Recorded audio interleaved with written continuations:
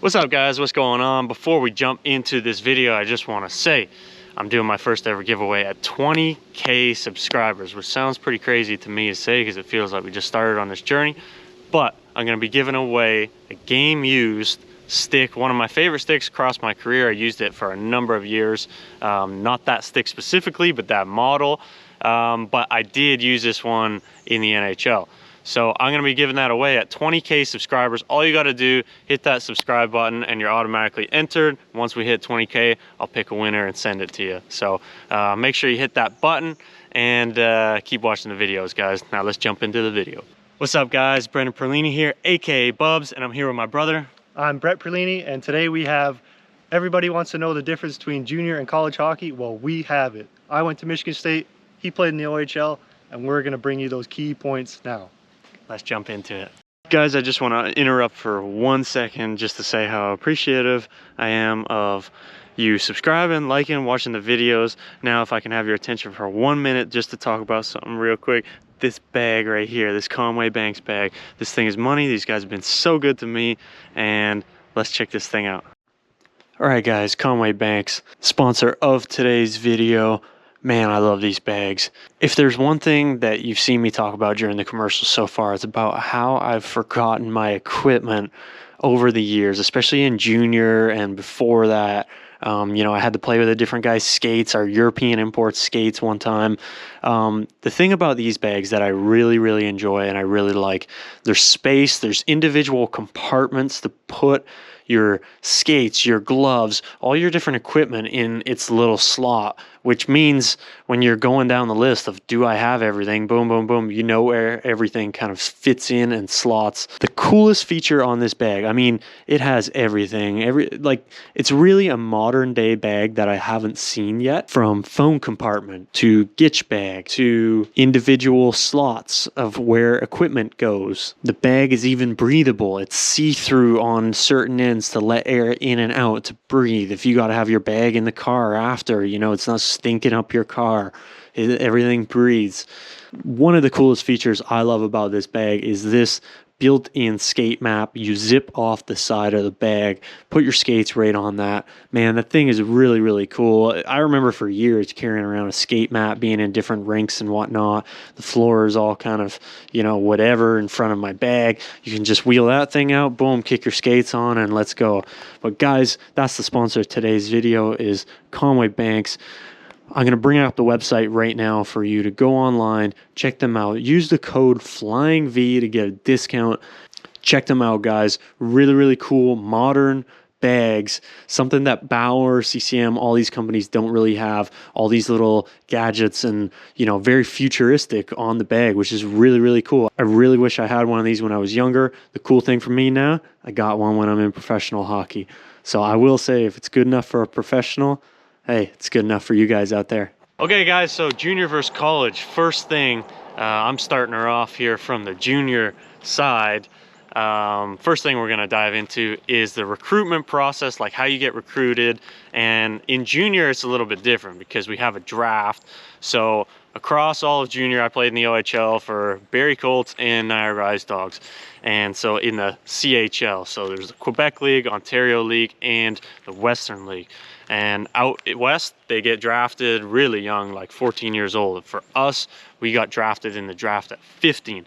So the whole recruitment process sort of starts off around that age, 14, 15, basically. Scouts will start kind of sniffing around from OHL teams, coming to the games, talking to your parents.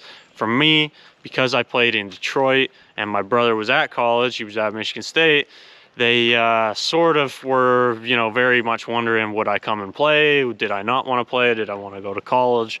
So everything from my perspective here is going to be told, like, you know, my story per se, so you guys kind of understand. So my recruitment process of what happened, I want to say, like, early on the midget year, they're really keeping an eye on you, and right around, it was like November-ish.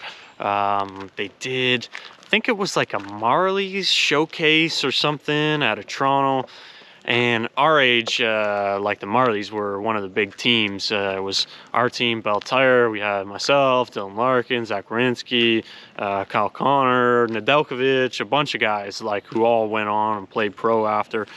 So we played against the Marlies, who had McDavid and all that. And yeah, long story short, I remember my first kind of like, not my meeting, but teams like Niagara sniffing around, asking my parents, you know, would he want to come, would he not, blah, blah, blah. So starts kind of very early on within that. And then over the course of the year, they all kind of each have, you know, their little rankings or whatever, or I don't really know how that kind of works of how they sort of rate players. But yeah, that's the most part. And then leading up into the draft, I'll say this is one thing that probably not a lot of people know out there, is the draft is somewhat rigged. And I'm going to put that in quotations because it's not like the NHL draft. The NHL draft, you really have no clue where you're going. In junior, it's like very much different. Guys are sort of dictating like what teams, you know, they want to go to. And like in my regards, there's a few teams that reached out that I didn't really want to play there. So we said, you know, if you pick me, I'm going to college. And that was pretty much dead set. So some teams will do that. Like they could still pick a guy. Like ultimately they have the right to pick whoever they want to pick. But sometimes they don't want to waste a draft pick on a guy who might not even come, right? So, and that's specifically talking about like, you know, the upper echelon in talent. I was drafted in the first round. That's kind of how it all worked. Like we knew come the draft day, this guy's going first, this guy's going second, this guy's going third. Like every single guy down until my pick really was like, oh yeah, it's not a surprise. Everyone slots into their own little spots. So that is from my side how you get recruited. We're gonna welcome Brett into the channel with his first appearance on these Friday videos. So with that being ado, here's Brett on college. All right, guys, so college hockey. The recruitment process is a little different. Obviously, there's no draft. You get to select where you want to go.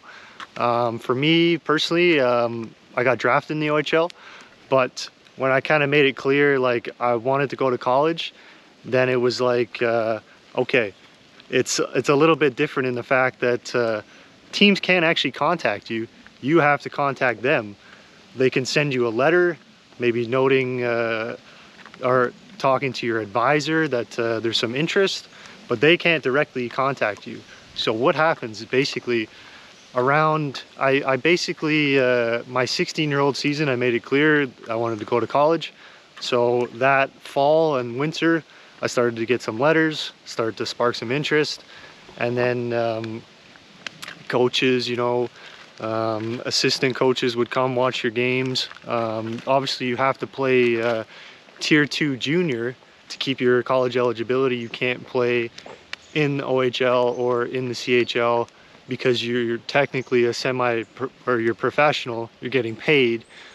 So that goes against the NCAA rules. So you have to find a place, whether it's the USHL, the North American League, the OJHL. So I was playing in the Northern Ontario Tier 2 Junior League with the Sioux Thunderbirds at the time. And then it sparked a lot of interest. So one of the first things they do is they want to get you on an unofficial visit. Come down to the school, check out the facilities, see how it is. So I had a few schools reach out to me, but I really kind of focused on Michigan State early on. Like we focused on the Michigan schools because they were close. Obviously Lake State was a close one, but I'd never seen a college hockey game, so I wanted to go down. I remember going down with my mom. They can put you up in a hotel a couple times, so that's called an unofficial visit. And we seen a Michigan State versus Michigan rivalry game in East Lansing. And I gotta say, like the atmosphere and everything just completely blew me away. It was nothing like I'd ever seen before. They had the band going, they had the student section was going crazy. Very loud atmosphere. The game was like 7-6, like absolute tons of goals. Like both teams had really good players at the time. So that kind of opened my eyes to college hockey. Then it was like, okay, what's the next process? We want you to come here. They wanted me to come, you know, full scholarship, blah, blah, blah, everything sorted. Then you sign, I think it was that spring, you sign your letter of intent. And that means, okay, I'm basically committed to coming here. You can only come in as an 18-year-old unless, you know, you get an exceptional status. So that I had to wait play another season junior before I could come in. So that maybe is one of the disadvantages, is you have to wait a little bit to come into college, but you're getting there at 18. Like, I was lucky enough to play as a true freshman. Some guys can play their full 4 years junior before they come in at 20 years old. So there's really no rush to coming in, but that's pretty much the recruitment process. Once you sign that letter of intent and you're ready to go, you're on campus at 18-year-old year, and then you're good to go. Okay guys, so number 2 on the list today, we have 5 points that we're talking about, and number 2 on the list today is the day and the schedule. What's an average day in the junior player or college player's life? So I'm gonna run you through it. We already went through the process of, now I'm recruited, now I'm drafted, I ended up coming to the team. So next, you go to your junior team, you do everything to start the season, you get going, and now we're into a regular day of, like, say November, December, what a regular day looks like. So there's 2 kinds of regular days in junior. There's, if you're in school, which there's 2 groups of guys who are grade 11 and 12, and then everyone else is out of school. So there's kind of 2 different days there. I'll give you my first 2 years when I was finishing up high school. My day looked sort of like this. I think school started at about 8:10 or something in the morning. So get up, eat your breakfast, you go to school, you know, kind of do your thing there, which was really fun. Like, we had probably, God, what did we have? Maybe 7, 8. There might have even been 9 guys my second year, my grade 12 year in high school. So that was super fun. Like, I honestly, those were probably the best days, like, of school when I look back. And shout out to Hayes. I just did Aaron Hayden's wedding. Like, we had so much fun. I didn't have many credits to finish up, so a lot of times I was just messing around and stuff with guys in school and having a good time. It was really, really fun. And then after school, like, I finished up my day, probably, I'd say grade 11, I finished up around like 2. I think we got out, like, we got out an hour earlier before the school. I think the school originally got out at 3, but all of us would get out at 2. We would go from there straight to the rink. We would practice at, I believe it was 3:30. I think it was either 3:30, something like that, to 4:30. Then you can stay on the ice, you can, you know, do whatever. At that time, like, we didn't even really have team warm-up or any sort of stuff. We didn't even really, like, we didn't have a gym on location there at the time. My first 2 years, because we were in the old Jack Gatecliff, I'll link up a couple pictures of it. This was a really old kind of beaten up rink and stuff, but it was fun. We would just sit in the dressing room before and, you know, we'd sort of shoot shit between each other and whatnot. All right, guys, some cars passing there. So yeah, we would get our practice done around that 3:30, 4 mark, and then we would go boom, straight from there. We'd go to this gym, and it was kind of like a publicly owned gym, but we had a private section for the team called White Oaks. So we'd all go over there, and we'd be done up by about 5:30, something like that, back home, eat, and you had your time to chill. So actually, it used to be a very long day, I'm not gonna lie, and I used to talk with my billets about this all the time because it was hard. Like, at those times, you know, you're 16, 17, trying to, like, gain weight and stuff. You're somewhat on a 9 to 5, really. Like, you know, I'm gone to school all day, then you go to practice, then you don't get home until that 5:30, 6 mark. So that's what it kind of looks like when you're in high school. But then when you're out of high school, it's sort of different. They have something called breakfast club. So in the morning at 9:30, you get up, you go to the rink for 9:30, you would do a workout, or we would do yoga or some sort of, like, activity, like whoever wasn't in school in the morning.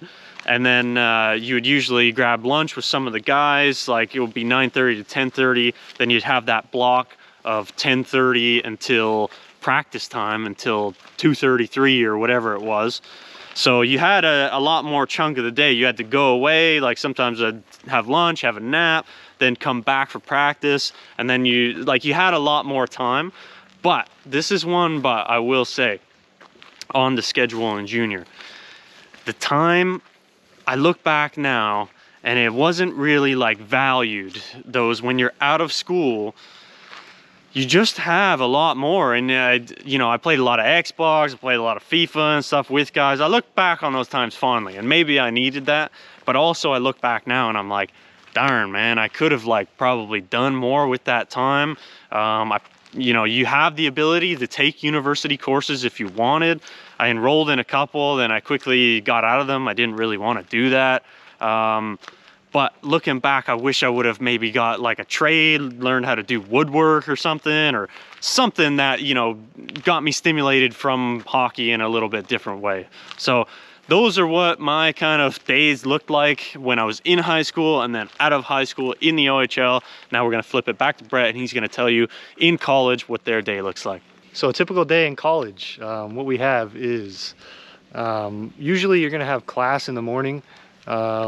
You'll probably have a couple classes that start. Practice would normally start 3 o'clock. You try and be at the rink 2 at the latest.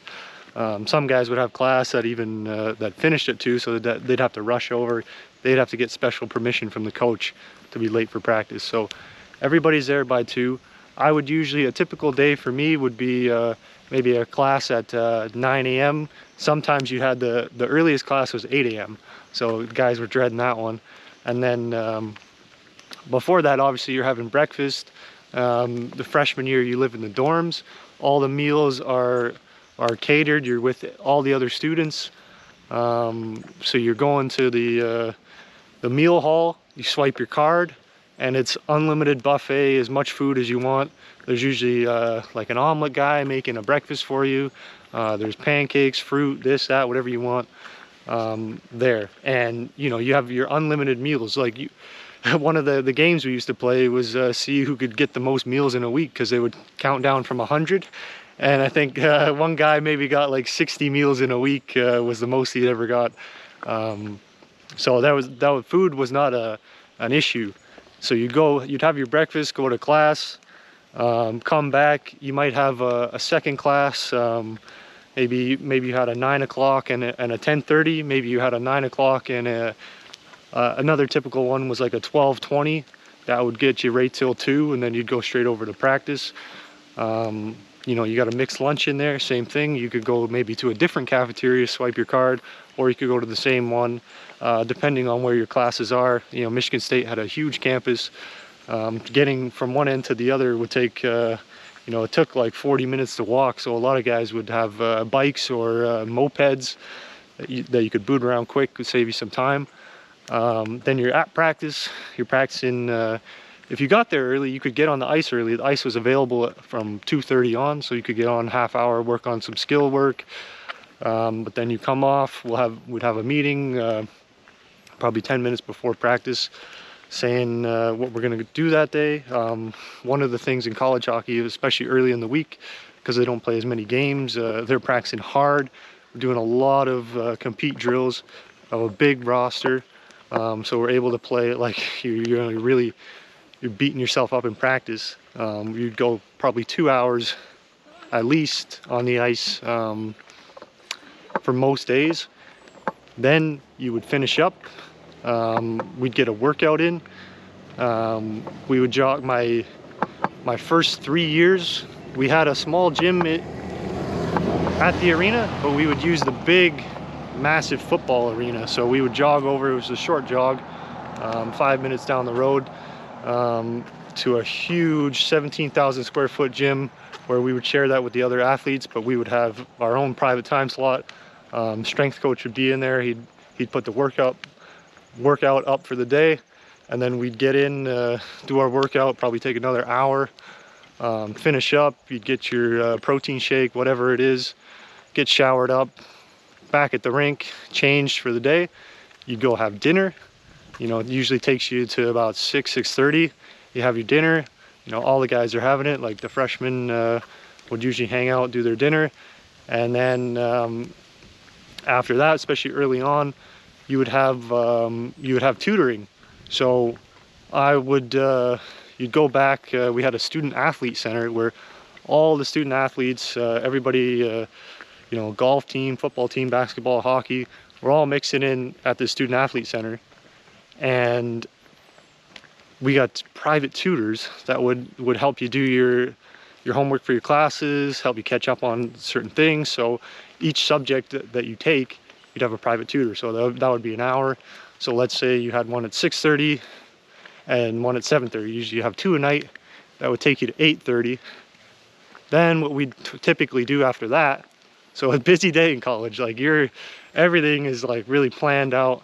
You don't have much free time, especially during the week. After that, it would take you to 8:30. There would be, we'd call it late night.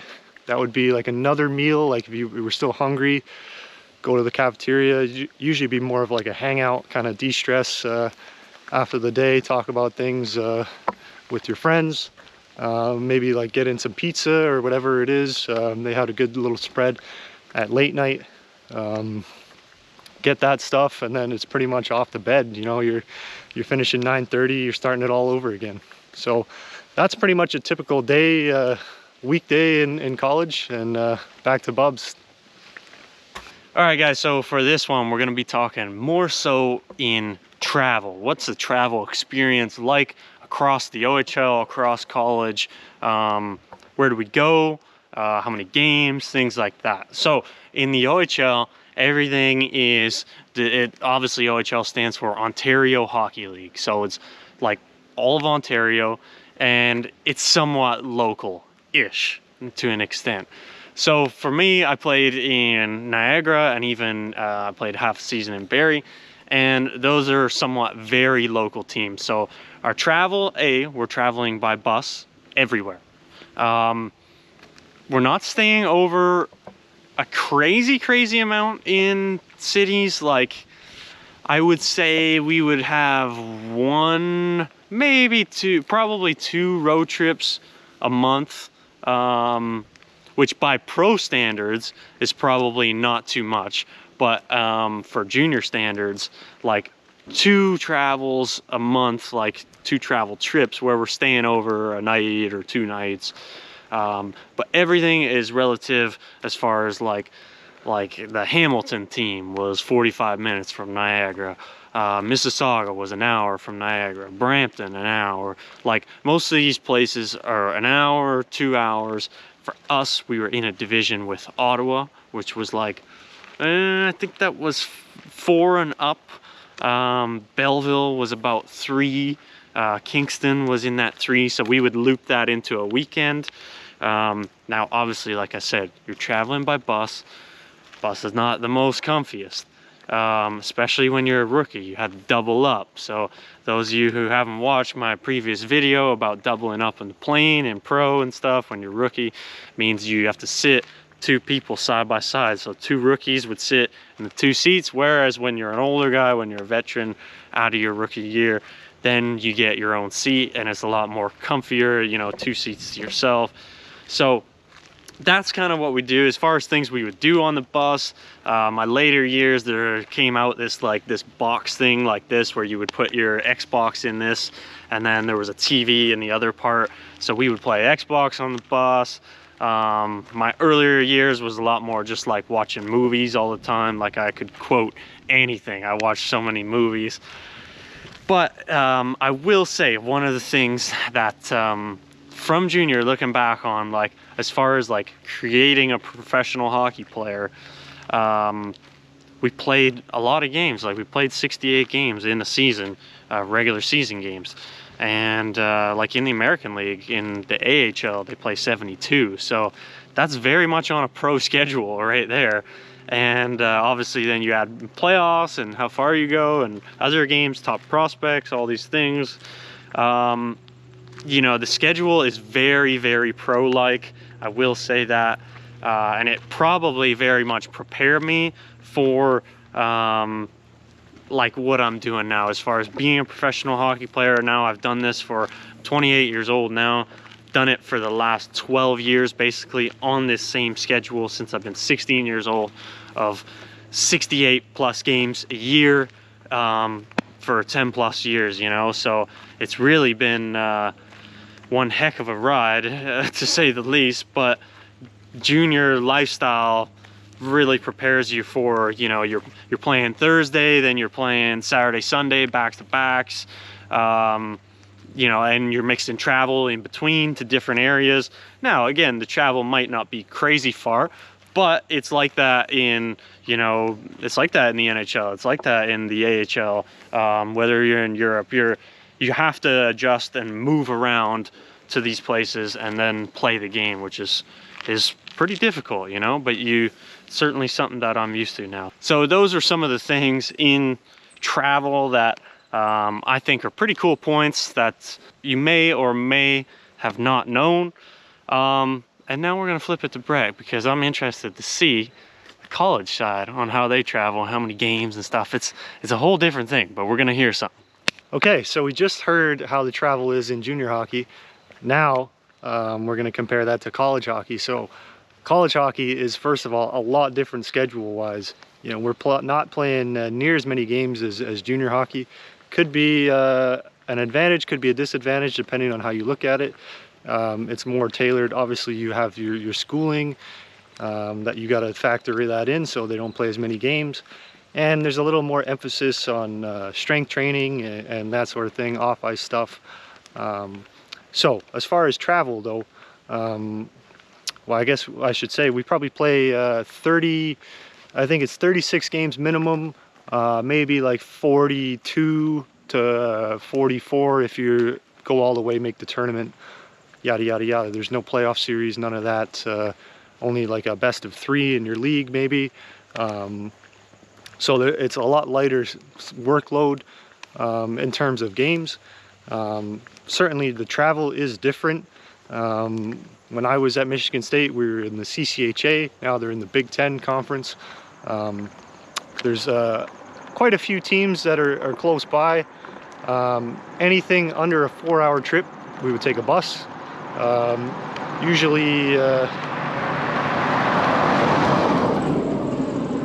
Usually anything over 2 hours, we would go the day before. So, you know, we're staying in a hotel a lot. And on top of that, it would be, if we're playing an away game, we're playing that same team twice in a row. So we're going to the next team that's 2 hours away. We're playing them. We're going the day before. We're staying overnight. We're getting a morning skate in their arena, playing them. We're staying the night again, playing them twice. So every week is the same in college hockey. You play Friday, Saturday, no matter what. You're playing that same team, and then you're hitting the road after that. So we would get back Saturday night after the game. Some guys, depending on if we won or in a good mood, then you'd go straight out for a night out with the boys. As far as the teams that were further away, now we got a few teams that I played. You know, you're playing Nebraska, Omaha. You're playing every year we'd play Minnesota, Wisconsin. Now you're flying. So now, if it was a short flight, we're going over to Minnesota, we would fly private. Obviously, one of the advantages of college hockey, these big schools have a lot of money. You're flying private. You know, bus right to the tarmac, boom, in the air, 45 minutes. You're in Minnesota, no questions asked, straight to the hotel or to the rink, pregame skate, morning skate. Even you'd go the day before if you're going to fly private. If it was a further flight, like when we'd go to Omaha, we'd maybe go 2 days before. We'd leave on that Wednesday. We'd fly commercial. So we'd fly out of Detroit, go to Detroit straight to Omaha, Nebraska. Get there the Wednesday, so we had plenty of time to rest and recover, check into the hotel. So you're in the hotel a little bit more on those trips. The furthest one we had to do, we didn't have to do it every year, but every second year, we'd go to Alaska. So that would be obviously that's a far one. We'd have to connect a couple times, and that would be a really long day, especially when we were done coming back. But we would go very early in the week. I think we'd leave on maybe like a Monday. A Monday would get us in on a Tuesday, and we'd have the whole week in Alaska, so there's plenty of time to recover after any sort of jet lag or you know, tired legs from the flight. And they would take care of us. Obviously you don't get paid in college hockey, but you'd get we'd go out to fancy restaurants. We used to go to this one, I think it was called the Turtle Club in Alaska. They'd get a massive steak. So things like that would be really good. And then you obviously, like I said, you're playing the same team twice in a row. The only time you wouldn't do that in the same building would be some really close teams. Like when we played the University of Michigan, we might have a home and home because it's only about an hour drive from East Lansing to Ann Arbor. You would play a Friday night in East Lansing and then a Saturday in Ann Arbor at the University of Michigan. Or we would, because they were our main rival, we played them more than any other team, we would do a game at the Joe Louis Arena, now it's Little Caesars, and a game in East Lansing or Ann Arbor. It would flip-flop. So that would be cool. Plus we would play them at a Christmas tournament called the Great Lakes Invitational. So, you know, we're playing those close teams more than the far teams, which creates that rivalry. But always you'd play the same team, so you could pre-scout that team during the week. You know what they're gonna do somewhat. So yeah, that's pretty much the travel in college hockey. Okay, so number 4 we have on the list of what we sort of decided today is the setup. The setup of the arena, maybe gym, you know, house conditions, where you're living, things like that. So I'll start with arena in junior hockey. It's somewhat like, I would compare it to, I guess, minor pro, to your American leagues, to your East Coast leagues. You're looking at about 5, 6, 7,000 seat arenas, anywhere within that range, 4 to 7. They're sort of like, yeah, they're in the same regard as the minor pro. Like, they look very similar. Dressing rooms are like pretty average, you know, like they're not, especially when Brad will tell you about college, but it's facility wise, like it's not really a selling point. I think the selling point of the league is the actual like league itself and the play and the players. I definitely don't think it's like facility based. You know, I said earlier in the video, we had an old arena in Niagara, the Jack, and then we had to go to a separate kind of public gym per se. That did change my last 2 years when we got a new arena, new updated facilities, new dressing room, pretty decent, you know, like weight room area. But when compared to obviously NHL, college, it's not even close to the same level. Like it's very much down, I would say. I will say I did learn throughout that process though. I actually enjoyed, like, I enjoy a little bit of that old school feeling. Sometimes almost when the facility is too nice for me, you kind of you take it for granted a little bit. So it was almost like that it was like on the lower end, and I felt that in Niagara, like we had to go to a separate gym that wasn't even in the arena. And so I always felt like you would kind of make the most out of it, and you had that camaraderie with the guys, like it builds that kind of thing. As far as setup, housing, now this is very different. With house in the OHL, you billet. So for anyone who doesn't know what a billet family is, it means you stay with a host family. So they bring you in, they host you for the year, and you know, if not multiple years if you're coming back. I was very lucky. Shout out to Tracy and Chris Cookson, and also Rob and Mary Ferguson in Barrie. Was blessed, met some great people. This is where it's very different in junior compared to college.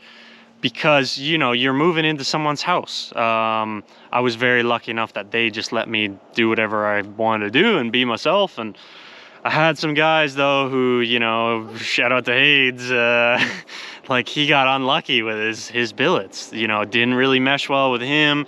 They were very, very strict in regards to what they wanted, and, you know, he's a lot kind of like the Tasmanian devil, you know, he's spinning and doing his, guy going by.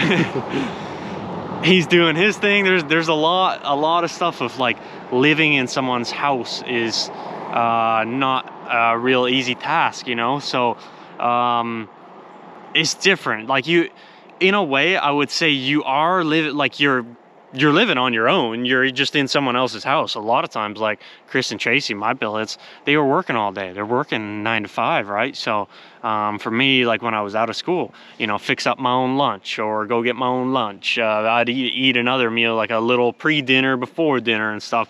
You know, they were always sort of helping me out as far as like on game days, they would, you know, sort out my pre-game meal and go. We kind of had I was telling Brett, like my second year, a lasagna tradition. So one game I ate lasagna, and I think I went out and scored a hat trick. So then Chris, you know, me and him every time was like he had to go and get this specific lasagna and whatnot. But yeah, that's kind of how it runs. Is pretty different in that regard as far as like setup of where you're living, what the lifestyle is like around the arena.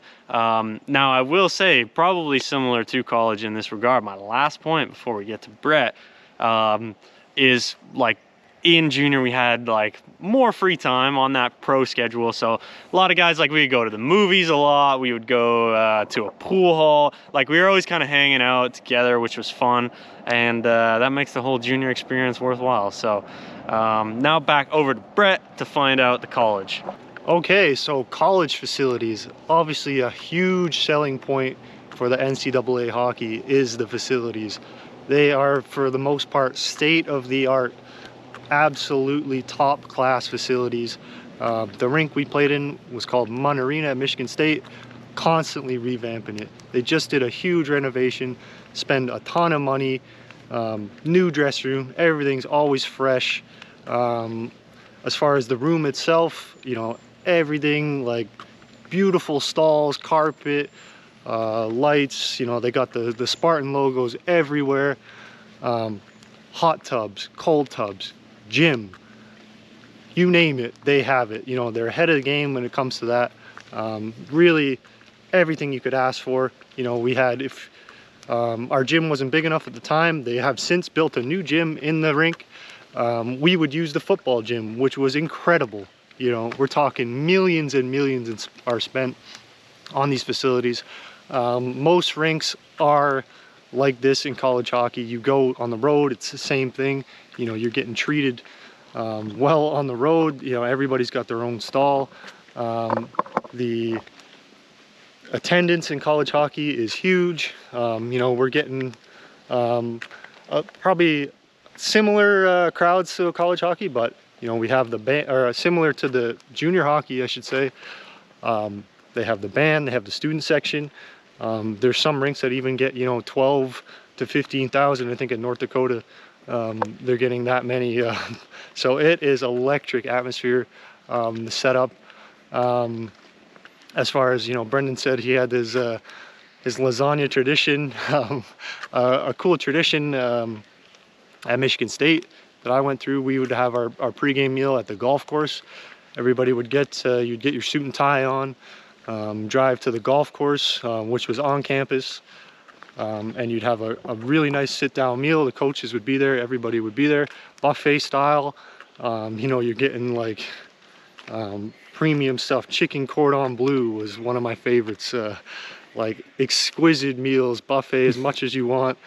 And a cool tradition was once everybody sat down, they would guys would start banging the glass like you would do at a toast, and they would call out somebody's name, one of the freshmen, and he'd have to get up and sing the fight song in front of the whole team and coaching staff. So you, as a freshman, you were always dreading that they would say your name.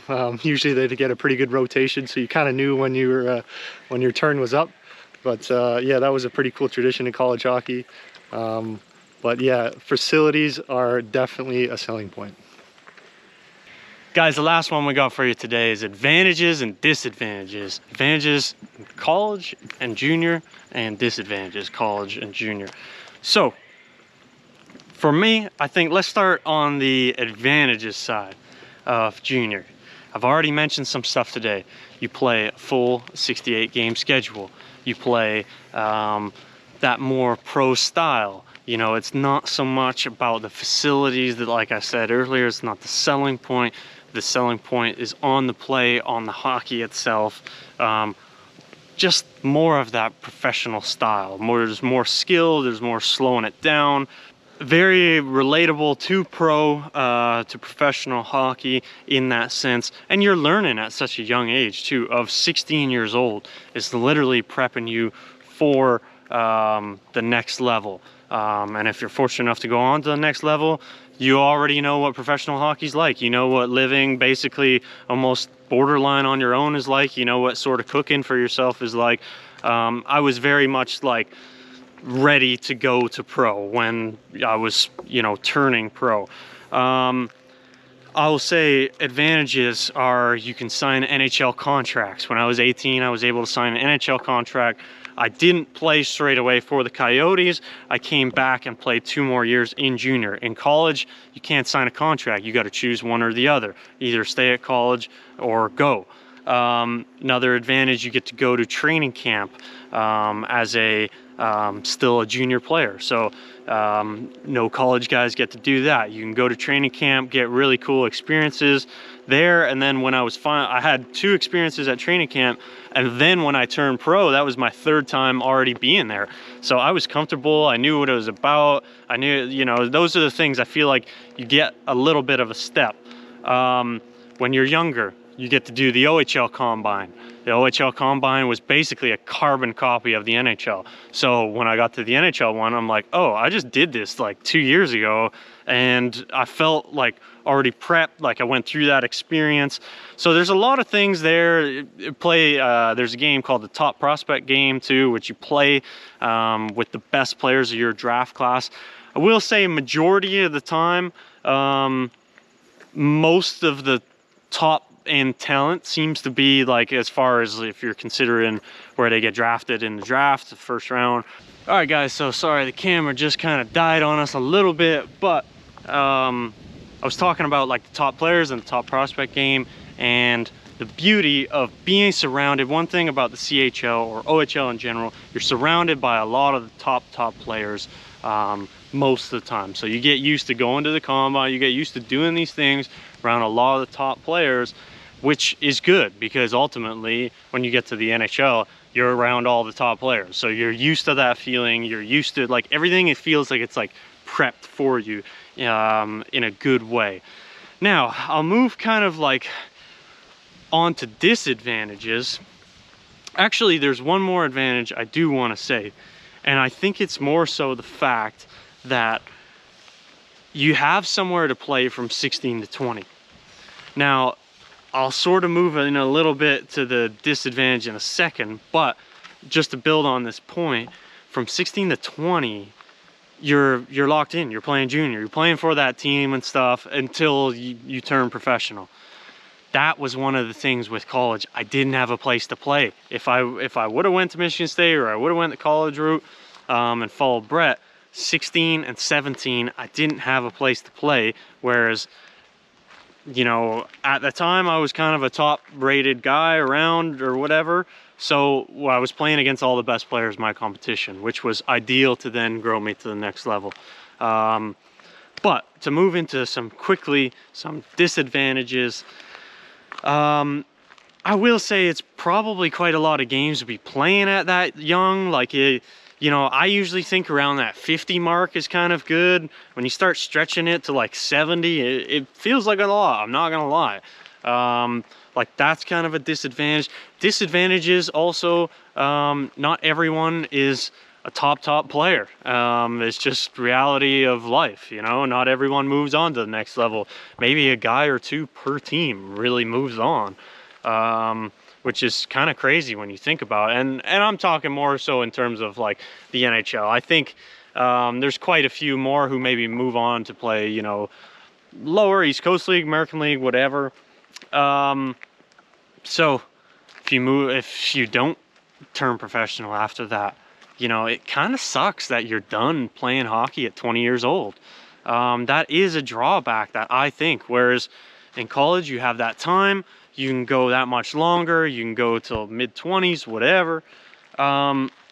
It's like a really quick hit or miss, like boom, boom, boom, couple years. Like if you ain't on it and you ain't got it, then bang, you're sort of like all of a sudden you're done hockey. And I've seen a lot of like very good players, man, some very close friends that were really seriously good hockey players that maybe just given more time and more opportunity in a different scenario or whatever, it might have, you know, hit it and got NHL deals or been a professional hockey player or whatever.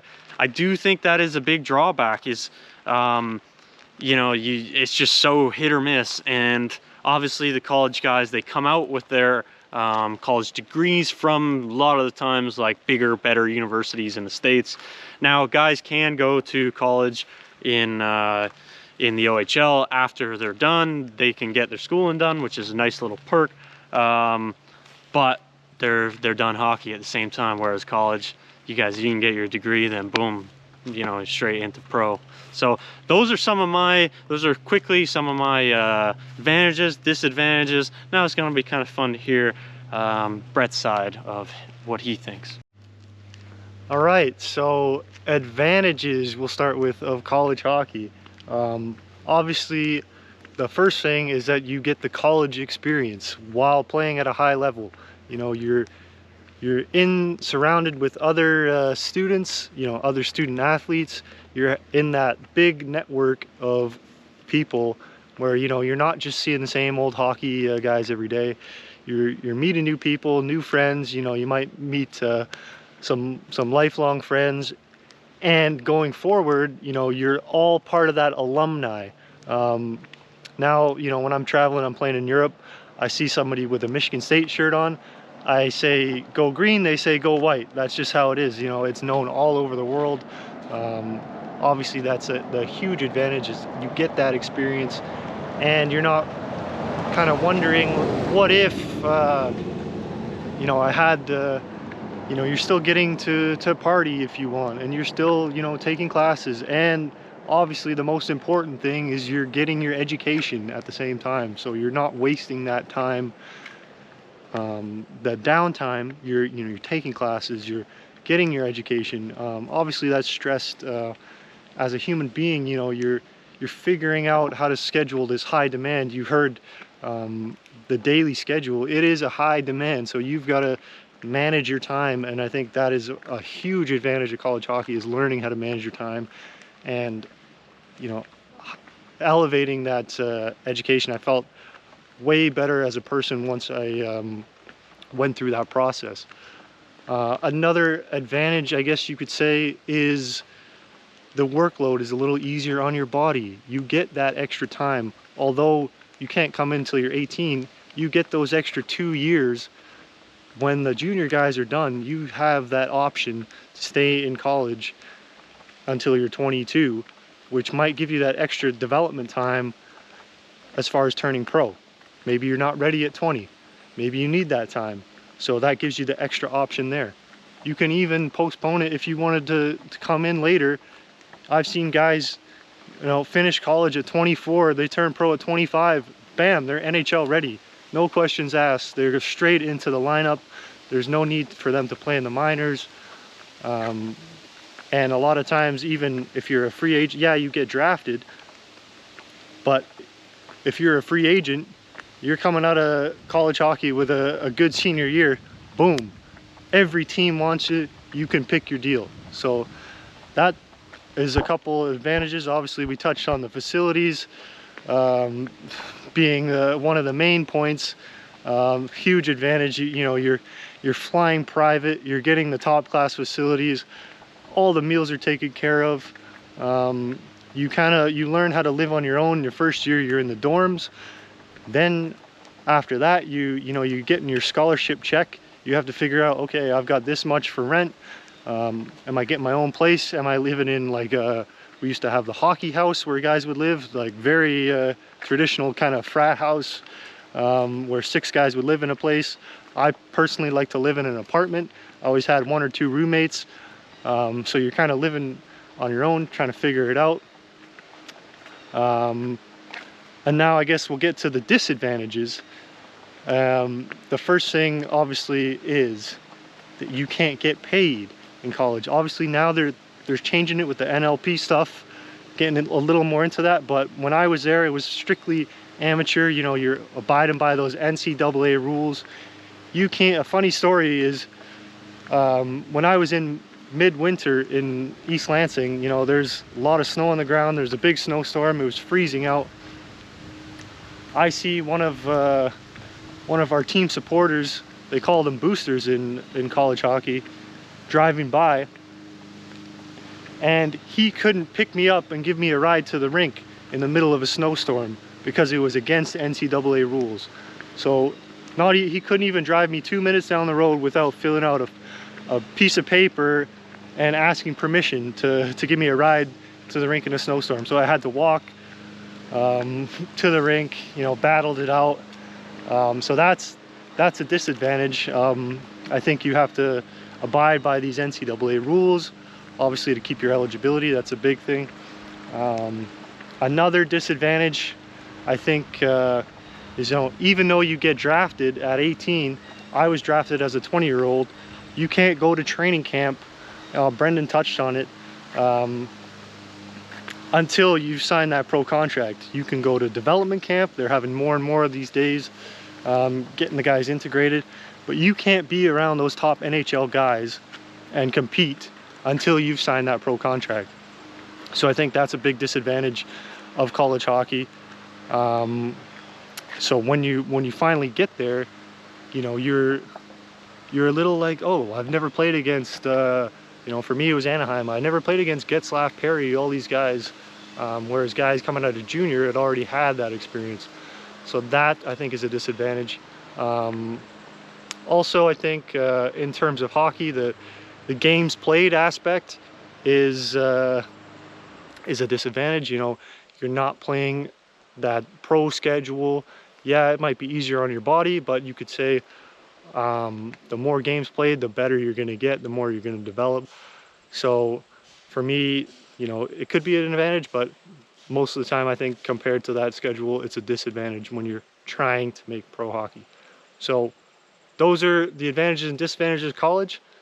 We'll send it back to Bubs. Okay, you heard from Brett, college side, you heard from me, the junior side. Ultimately, there is no right or wrong way. You can go whatever way you liked. It worked for both of us. We're both playing professional hockey. Thanks as always for tuning in, liking, subscribing, all the above. If you haven't seen any of my stuff, I'm gonna link it up here right now. And what else they gotta do? Like and subscribe, baby. Hit that subscribe button, baby. See you later.